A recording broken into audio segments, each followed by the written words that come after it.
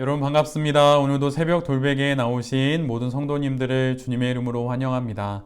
또 오늘도 또 가을의 한날을 우리 모두가 은혜롭게 또 시작하게 되었는데요. 깊어가는 가을처럼 우리의 신앙도 하나님 앞에서 말씀으로 깊어져가는 그 은혜를 우리 모두가 또 누리게 되기를 간절히 바랍니다. 오늘 우리에게 주시는 하나님의 말씀은 열왕기상 20장 22절로 28절까지의 말씀과 34절의 말씀입니다. 그 예언자가 다시 이스라엘 왕에게 와서 이렇게 말하였다. 임금님께서는 힘을 키우시고 앞으로 하셔야 할 일이 무엇인지를 생각해 두십시오. 내년에 시리아 임금이 다시 임금님을 치려고 올라올 것입니다. 시리아 왕의 신하들이 자기들의 왕에게 말하였다. 이스라엘의 신은 산의 신입니다. 저번에는 산에서 싸웠으므로 우리가 졌습니다. 그러나 평지에서 싸우면 우리가 그들을 반드시 이길 것입니다. 그러므로 임금님께서는 이렇게 하시는 것이 좋을 줄 압니다. 지방 영주를 모두 그 자리에서 물러나게 하시고 그 대신에 군사령관들을 그 자리에 임명하십시오. 이른 수만큼 군대와 기마와 병거를 보충하십시오. 그런 다음에 평지에서 싸우면 틀림없이 우리가 이길 것입니다. 왕은 그들의 말을 듣고 그대로 하였다. 해가 바뀌었다. 베나닷은 시리아 군대를 소집하고 이스라엘과 싸우려고 아벡으로 올라갔다. 이스라엘 군대도 소집이 되어서 식량을 배급받고는 그들과 싸우려고 나아갔다. 이스라엘 군대가 그들 앞에 진을 쳤으나 이스라엘 군대는 시리아 군대에 비하면 마치 작은 염소 두 떼와 같았고 시리아 군대는 그 땅을 가득 채울 만큼 많았다. 그때에 하나님의 사람이 가까이 와서 이스라엘 왕에게 말하였다. 주님께서 이렇게 말씀하셨습니다. 시리아 사람이 말하기를 내가 산의 신이지 평지의 신은 아니라고 하니 내가 이 큰 군대를 모두 내 손에 내주겠다. 이제 너희는 곧 내가 주인 줄 알게 될 것이다. 베나닷은 아합에게 말하였다. 나의 부친이 왕의 부친에게서 빼앗은 성들을 다 돌려드리겠습니다. 나의 부친이 사마리아 안에 상업 중심지인 광장을 만든 것 같이 임금님께서도 손수 다마스쿠스 안에 그러한 광장들을 만드십시오. 그러자 아합은 그러면 나는 그런 조약을 조건으로 하고 당신을 보내드리겠소 하고 말한 뒤에 그와 조약을 맺고서 베나닷을 놓아 주었다. 아멘. 오늘은 열왕기상 20장의 말씀을 갖고 패배와 승리 모두에서 순종을 배우라. 패배와 승리 모두에서 순종을 배우라 라는 제목으로 함께 하나님 말씀을 나누도록 하겠습니다. 시리아 연합군과의 그 전쟁에서 승리한 이후 그 무명의 선지자는 아합에게 그들이 내년에 다시 침공할 것을 예언해 줍니다. 그러면서 힘을 키우고 해야 할 일이 무엇인지를 미리 생각해 두라고 권면을 하지요. 이것은 첫 번째 전쟁의 승리가 하나님의 은혜였음을 기억하고 또한 하나님의 뜻을 따라 겸비하여서 또 준비할 것을 당부하는 것입니다. 그리고 한 해 뒤에 선지자가 전한 하나님의 말씀대로 베나닷이 다시 이스라엘을 침공합니다. 첫 번째 전쟁에서 패하자 베나닷의 신하들은 그 패배의 원인이 산의 신인 하나님과 산에서 싸웠기 때문이라고 여깁니다. 해발 400m에 위치한 사마리아에서 싸웠기에 산의 신이신 하나님이 그 능력을 발휘하여서 자신들이 패배했다고 그렇게 생각을 하지요. 그래서 골짜기나 평지에서 전쟁을 한다면 하나님이 힘을 쓰지 못하므로 결국 베나닷의 군사들이 이길 것이라고 생각을 합니다. 그런데 이들이 이렇게 생각한 데는 사실 이유가 있습니다. 고대 근동에서 신은 모든 면에 있어서 그리고 모든 곳에 있어서 전능한 신이 아니었습니다. 마치 인간 세상의 왕들처럼 특정한 영토 안에서 제한적인 통치권과 능력을 가지고 있다고 그렇게 생각을 했었습니다. 바알을 바다나 또 비를 관할하는 폭풍의 신으로 여겼듯이 이스라엘의 여호와를 산에서만 그 위력을 떨치는 산의 신으로 그래서 여겼던 것이죠. 그들이 이렇게 오해했던 이유는 가나안에 정착한 이래 북이스라엘은 사마리아에 또 유다는 예루살렘과 같은 그런 산악지대의 수도를 정했기에 다른 이들이 생각하기에 이스라엘 민족의 신인 하나님은 산의 신이라고 여겼던 것이죠. 그래서 이번에는 산악지대가 아니라 골짜기와 평지에서 전쟁을 벌이기로 그렇게 결정을 합니다. 그렇게 해서 싸움을 하기로 선택한 곳이 아벡이라고 하는 곳이죠.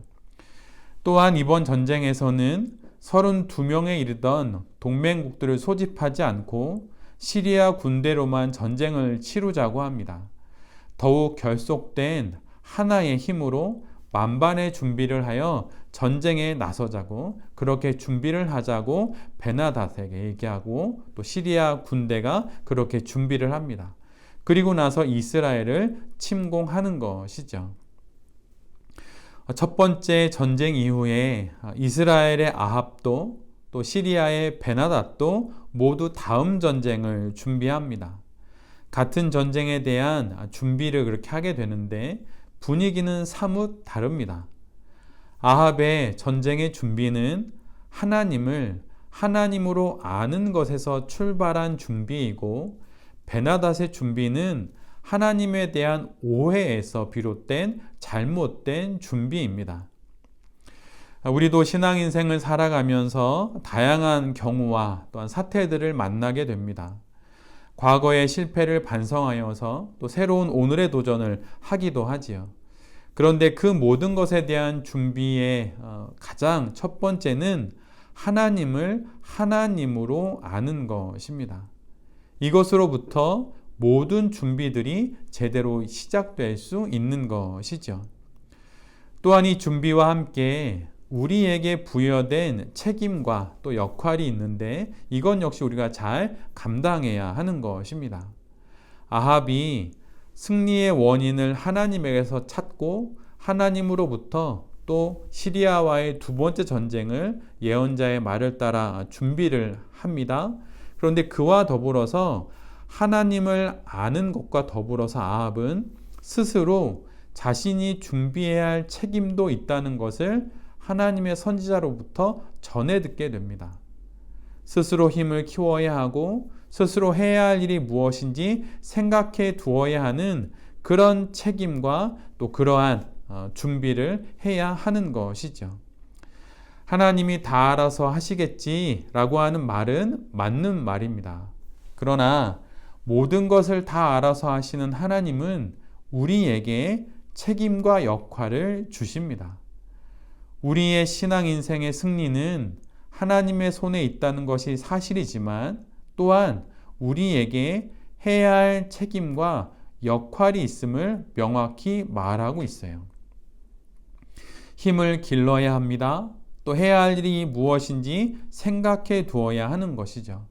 보이는 것을 준비하고 또한 보이지 않는 것들을 잘 준비해야 하는 것이에요. 지금 내가 오늘 예언자를 통하여서 전해 듣게 된 아합처럼 내가 길러야 할 힘이 있다면 그것이 무엇인지 또한 내가 집중해서 준비해야 할 것이 있다면 그것이 무엇인지 잘 돌아봐야 할 것입니다.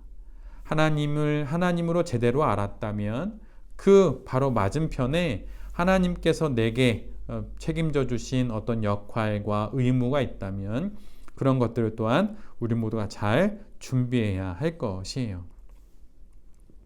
반면에 베나닷은 어리석은 준비를 합니다. 그는 첫 번째 전쟁의 패인을 눈에 보이는 것에서 찾았습니다. 하나님으로부터 모든 준비는 시작해야 하는데 그는 눈에 보이는 지형과 조건 또한 철저한 군사적 준비 등으로 이를 대신하지요. 그의 패배의 원인은 장소에 있지가 않습니다.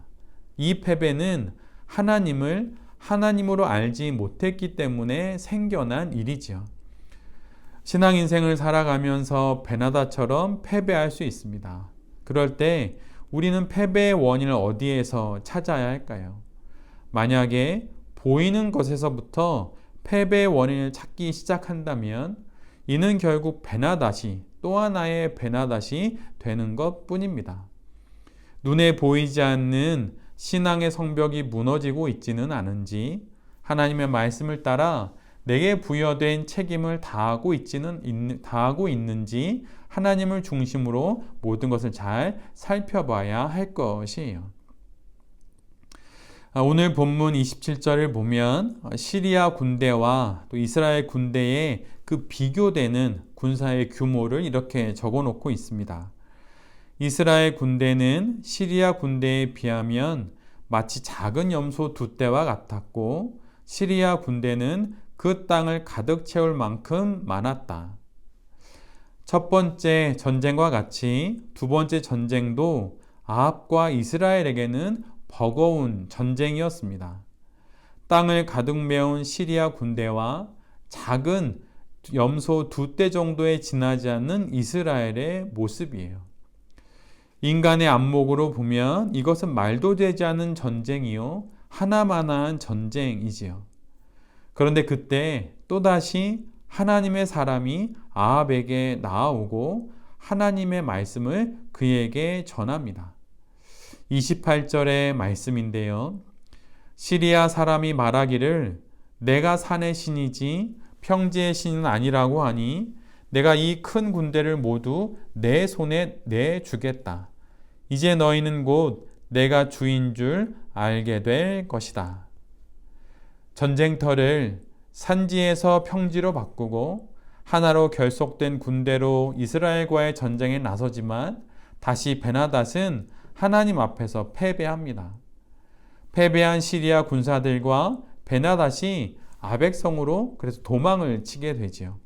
그런데 그 아벡의 성이 마치 여리고 성이 무너지듯 사람의 손이 아닌 하나님의 손에 의해서 그렇게 무너집니다. 이것은 이 전쟁이 사람이 아닌 하나님이 치루시는 전쟁임을 보여주는 것이죠. 아벡의 골방에 숨어있던 베나닷은 전쟁에 패하게 되고 아합에게 잡혀옵니다. 이제 베나닷은 죽는 것을 통하여서 이 전쟁은 끝나게 되는 것이지요. 그런데 이 순간 베나닷은 아합에게 머리를 조아리면서 생명을 구걸합니다. 신하들을 통해 자신은 아합의 종이라고 그렇게 잔뜩 아합을 지켜 세웁니다. 그리고 아합의 부친에게서 빼앗은 모든 성읍을 되돌려 주겠다고 말하고 시리아에 아합을 위한 거리를 만들겠다고까지 하죠. 이에 아합은 이 제안을 좋게 여기고 베나닷과 조약을 맺고 그를 풀어줍니다. 사실 이 전쟁의 승리는 아합이 아니라 하나님이 거두신 것입니다. 하나님께서 주신 그런 승리인 것이죠. 그런데 아합은 하나님께 묻지도 않고 베나닷과 조약을 맺고 그를 풀어줍니다. 하나님을 산의 신으로 모욕하고 이스라엘을 업신여겨 쳐들어온 베나닷의 죄는 헤아리지 않고 정치, 경제, 사회적인 유익만을 따져서 섣부르고 어리석은 조약을 맺게 됩니다. 오늘 본문을 자세히 읽어보면 아합은 하나님께 묻지 않습니다. 바로 앞장에 나오는 엘리야는 갈멜산에서도 기도를 하고 로뎀나무 아래에서도 기도를 하죠. 그런데 바로 뒤이어 나오는 아합은 전쟁의 그 혼란스러운 상황 속에서 첫 번째 전쟁에서 승리를 거둠으로 하나님의 은혜를 경험함에도 불구하고 기도했다는 말씀이 어디에도 나와 있지가 않아요. 전쟁에서의 승리를 위해서는 하나님께 순종했지만 승리한 이후에는 순종의 길을 떠나기 시작합니다. 결국 이것이 화근이 되어서 아합은 베나닷과의 마지막 세 번째 전쟁에 나아가서 죽음을 맞이하게 되죠. 바로 베나닷을 풀어준 어리석고 섣부른 아합 스스로의 결정이 자신의 죽음의 원인이 되어 버립니다. 갈멜산에서의 대결에서 패배한 아합은 시리아와의 1차, 2차 전쟁에서 승리함으로 승리 가운데서도 순종을 배웠습니다. 그런데 2차 전쟁이 승리로 끝난 이후 결국 다시 교만으로 돌아가서 다시 일어난 마지막 세 번째 전쟁에서 죽임을 당하고 말지요. 패배에서 순종을 배우는 것은 자연스럽고 또한 쉬운 일일 수 있습니다. 그러나 승리에서 순종을 배운다는 것은 오히려 어려운 일이 될 수도 있어요. 그러나 패배에서 순종을 배웠듯이 승리에서도 순종을 배워야 하는 것입니다. 지고 손해보고 실패하고 고난 가운데서 순종을 배우고 또한 성공하고 성취하고 그러한 승리 가운데서도 순종을 배울 수 있는 우리 모두가 되기를 바랍니다.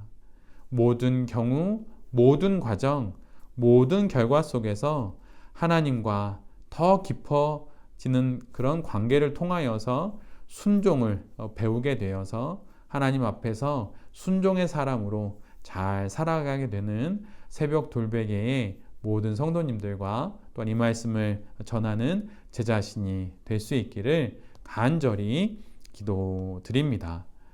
아멘. 기도하겠습니다. 주님, 실패와 성공 모두의 경우에서 하나님을 하나님으로 아는 것에서 준비를 시작하겠습니다. 보이는 원인과 보이지 않는 이면의 것들을 살피기 이전에 하나님을 가장 먼저 생각하고 고려하고 살피는 우리 모두가 되게 하여 주시옵소서. 그 가운데 우리가 해야 할 책임과 역할도 잘 감당하게 하여 주시옵소서. 힘을 키우고 해야 할 일이 있다면 그것이 무엇인지 잘 생각해 보겠습니다. 패배와 또한 승리의 모든 경우를 통해 단 하나의 결론인 순종에 이르는 그 은혜를 우리 모두에게 허락하여 주시옵소서. 하나님과의 관계에 대한 소중함을 아는 것이 순종이요, 하나님이 나를 얼마나 사랑하시는지를 알고 이에 답하는 것이 순종입니다. 순종을 배워 순전한 인생을 살아가는 새벽 돌베개의 모든 성도님들과 제 자신이 되게 하여 주시옵소서. 이 모든 말씀 예수 그리스도의 이름으로 기도드립니다. 아멘.